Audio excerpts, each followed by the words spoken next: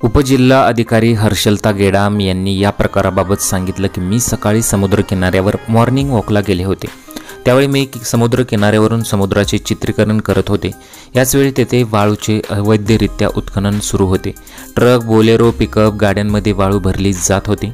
त्याचवेळी एक व्यक्ती माझ्या जवळ येऊन म्हणाला की आमचे फोटो का काढत आहे। त्याला म्हटलं की मी फक्त समुद्र किनाऱ्याचे फोटो काढत आहे।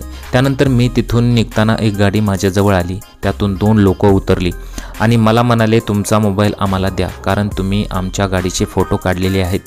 त्याचवेळी त्यांनी मोबाईल हिसकावून घेण्यासाठी हात पुढे केला। मग मी थोडीशी मागे झाली आणि मार्शल आर्टची किक मारली आणि तो खाली पडला। त्याचवेळी दुसरा व्यक्ती माझ्या अंगावर फावडा घेऊन धावला। मी लगेच बाजूला झाले, पण त्याला देखील बॅक किक मारली आणि तो देखील खाली पडला। त्यानंतर मी लगेच तेथून निघून गेले, कारण गेडाम या कराटे नॅशनल चॅम्पियन असल्याने त्यांनी हल्लेखोरांना चोप दिला। शुक्रवारी सकाळी गेडाम या मुरुगवाडा पंढरा समुद्र किनाऱ्यावर मॉर्निंग वॉकसाठी गेल्या होत्या। त्यावेळी ही घटना घडली। दरम्यान गेडाम यांनी याबाबत शहर पोलिसात तक्रार दाखल केली आहे। या तक्रारीवरून पोलिसांनी दोघांविरोधात गुन्हा दाखल केला आहे।